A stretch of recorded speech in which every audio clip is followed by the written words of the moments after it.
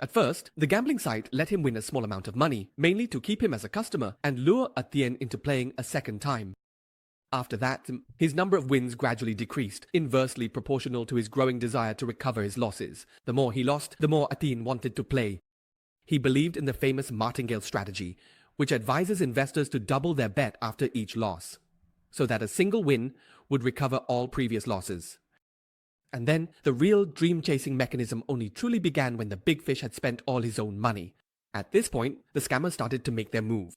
They offered unsecured loan services, enticing customers to play various games such as sports betting, cryptocurrency investment, and more.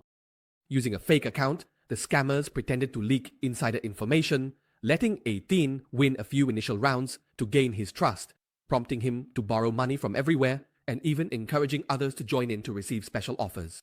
A Thien gradually became a true gambler.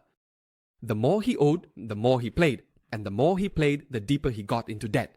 He sold all his designer goods, opened dozens of bank accounts, pawned his brand new Mustang, tricked his grandmother to get her savings book, and eventually even took the land title deed.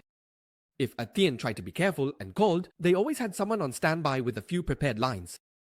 He poured all his assets into Ethereum, and then all the money, not just from the big players, but from his entire family and friends, vanished without a trace.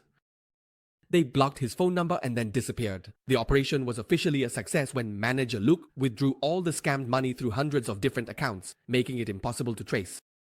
The total amount that A Thien played with was about 8 million yuan, which is around 28 billion VND. That alone is enough to understand why the scale of these operations can reach up to trillions. At the same time, it explains the dream salaries they can offer to people like Fan Xin, Anna Luong, or the name Hu Yantrang that has been making headlines recently. Scammers are often described as individual criminals. But through No More Bets, we realize that the fishing net they cast is woven by hundreds, even thousands of workers. Everything is scripted and meticulously calculated. And it's not hard to see the painful truth that the masterminds in the shadows don't get their hands dirty directly. Instead, they hire ordinary people to deceive their own compatriots, turning them into accomplices. On the day A Thien threw himself off the balcony, as his family's faces turned deathly pale, on the other side of the border, the entire company held a lavish celebration, setting off fireworks.